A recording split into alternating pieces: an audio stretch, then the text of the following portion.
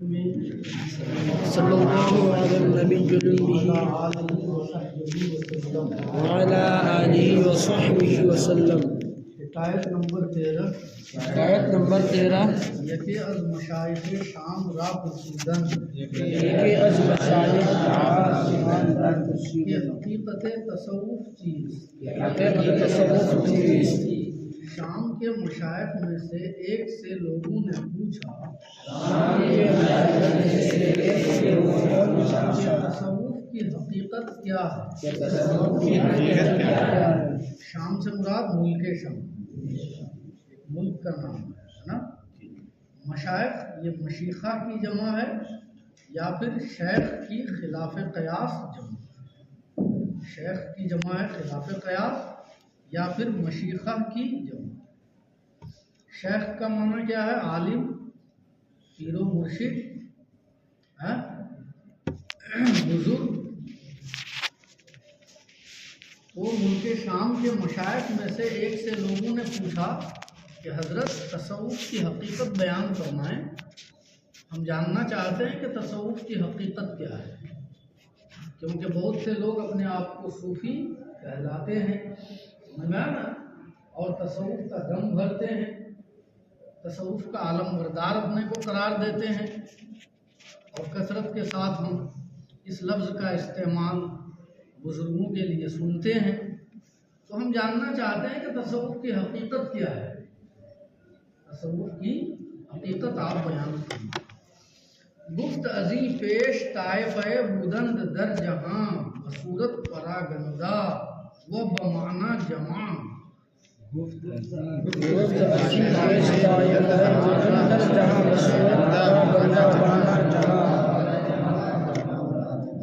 دیکھو، طائفہ کا معنی جماعت اور طائفہ کا معنی ایک جماعت یا کوئی جماعت، یہاں طائفہ ہے۔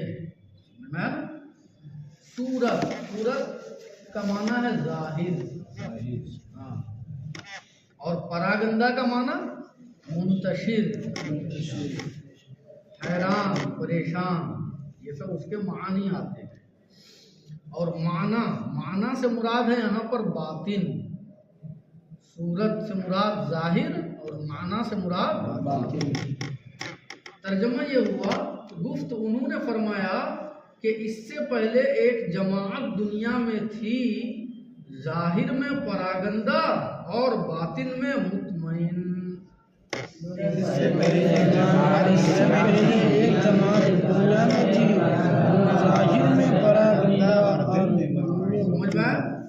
دوبارہ ترجمہ دیکھو، گفت ازیں پیش طائفہ بودند در جہاں بصورت پراگندہ و بمعنی جمع۔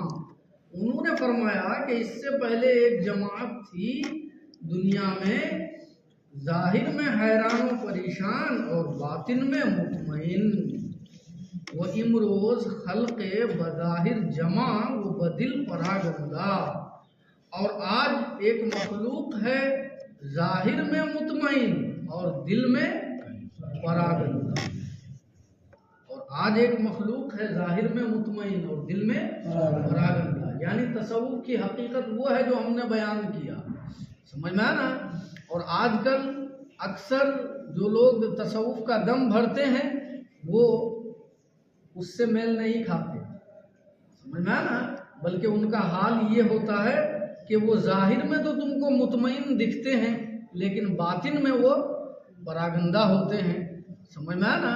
باطن میں ان کے خیالات منتشر ہوتے ہیں، اور باطن کی آراستگی جو تصوف کے لیے ضروری ہے اس سے وہ یکسر خالی ہے، سمجھ میں آنا۔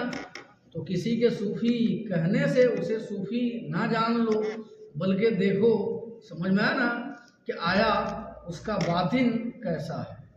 اگر اس کا باطن درست ہے تو وہ صوفی ہے، اور اگر باطن اس کا درست نہیں ہے تو وہ صوفی نہیں ہے۔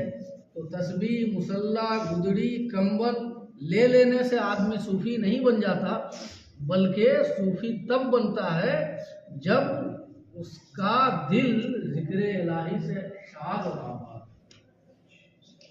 بات تصوف کا یہ ہے مفہوم، صحیح مفہوم۔ बुजुर्ग ने फरमाया। समझ में आया ना।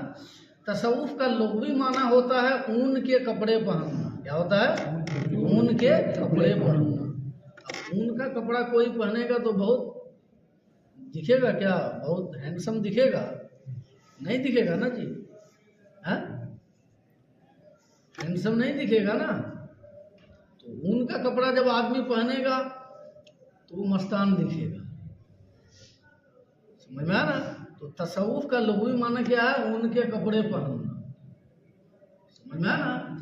हाँ, तो ऊन के कपड़े पहन लेने से जो सूफियों का लिबास हुआ करता है, और पहले जमाने में होता था, सिर्फ ऊन के कपड़े पहन लेने से आदमी सूफी नहीं बन जाता। सूफी तब बनता है जब उसका बातिन पाक और साफ होता है। समझ में आई बात? अतआ इसी माने में ये शेर है, तू हर साअत अज तू बजाए रवद दिल, तू हर साअत अज तू बजाए रवद दिल, बतन्हाई अंदर सफाए नबीनी, बतन्हाई अंदर सफाए नबीनी, वरत मालो जाहस तो ज़रअ तिजारत, वरत मालो जाहस तो ज़रअ तिजारत, तू दिल बा खुदायस्त खलवत नशीनी, तू दिल बा खुदायस्त खलवत नशीनी, जब हर घड़ी तेरा दिल भटकता फिरता है, जब हर घड़ी तेरा दिल भटकता फिरता है। साथ का माना घड़ी, लहज़ा है ना, वक्त। जब हर वक्त तेरा दिल किसी न किसी तरफ भटकता फिरता है, तो तू तन्हाई में कोई सफाई नहीं देखेगा। तन्हाई में अपने अंदर, तो तू तन्हाई में अपने अंदर कोई सफाई नहीं देखेगा। यानी समझ में आया ना। अगर तुम इबादत कर रहे हो लेकिन खुशू व खुजू नहीं है, हुजूर क़ल्ब नहीं है, नमाज में दिल हाजिर नहीं है, जिक्र कर रहे हो लेकिन दिल हाजिर नहीं है, बल्कि दिल तुम्हारा मुंतशिर है और ख़यालात तुम्हारे बिखरे हुए हैं, इबादत पे तवज्जो नहीं है, हुजूर क़ल्ब और खुशू व खुजू की दौलत से तुम महरूम हो, तो फिर तुम्हारे बातिन में चमक पैदा नहीं हो सकती, तुम्हारा बातिन रोशन नहीं हो सकता है। अगर बातिन को रोशन करना है तो इबादत में हुजूर क़ल्ब चाहिए, खुशू व खुजू चाहिए। यानी हकीकत तसव्वुफ से अपने आप को आरास्ता करना ज़रूरी है, बातिन में चमक पैदा करने के लिए। समझ में आया ना। वरत मालो जाहस तो ज़रअ तिजारत, और अगर तेरे पास माल और मर्तबा और खेती और तिजारत है, तो जब तेरा दिल खुदा के साथ लगा हुआ है, खुदा से लगा हुआ है, तो तू खलवत नशीन। तर्जुमा देखो, वरत मालो जाहस तो ज़रअ तिजारत, और अगर तेरे पास माल और मर्तबा और खेती और तिजारत है, तू दिल बा खुदायस्त खलवत नशीनी, तो जब तेरा दिल खुदा से लगा हुआ है तो तू खलवत नशीन है। इस दूसरे शेर में, कता के इस दूसरे शेर में इस बात को वाज़ेह किया गया है कि माल और मर्तबा और खेती और तिजारत ये तसव्वुफ के मुनाफी नहीं है।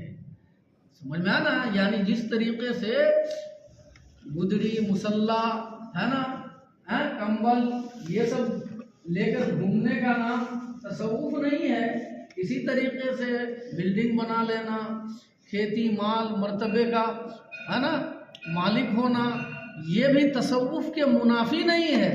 ऐसा हो सकता है कि आदमी जगह ज़मीन जायदाद का मालिक हो, अमीर कबीर हो, और उसके बावजूद वो सूफी हो, क्योंकि जैसा कि बताया गया आपको, हकीकत तसव्वुफ वो ये है कि इंसान के दिल में क्या हो, ज़िक्र इलाही। समझ में आया ना। हाँ, तो जिसके अंदर ये चीज़ पाई जाएगी वो सूफी कहलाएगा, और वो हकीकत तसव्वुफ से लैस होगा, अब चाहे वो गरीब हो चाहे वो अमीर। नहीं बात, हकीकत तसव्वुफ नाम है किसका? ज़िक्र इलाही से अपने दिल को आबाद रखें। नहीं बात। بہت اچھا قطعہ ہے، اس کو بھی یاد کر لینا. چوں ہر ساعت از تو بجائے رود دل و تنہائی اندر صفائے نبینی ورت مال و جاہست و زرع و تجارت جو دل با خدایست خلوت نشینی. جب ہر وقت تیرا دل کسی طرف بھٹکتا پھرتا ہے تو پھر تنہائی میں بھی خلوت میں بھی تو اپنے اندر صفائی نہیں دیکھے گا. اور اگر تیرے پاس مال اور مرتبہ اور کھیتی اور تجارت ہے تو جب تیرا دل خدا سے لگا ہوا ہے تو پھر تو خلوت نشین ہی ہے. سمجھ آئی بات؟ شیخ سعدی کا مقصود اس حکایت سے کیا ہے؟ حقیقت تصوف کو اجاگر کرنا اور تصوف کی حقیقت کو بتانا. بات سمجھ میں آئی؟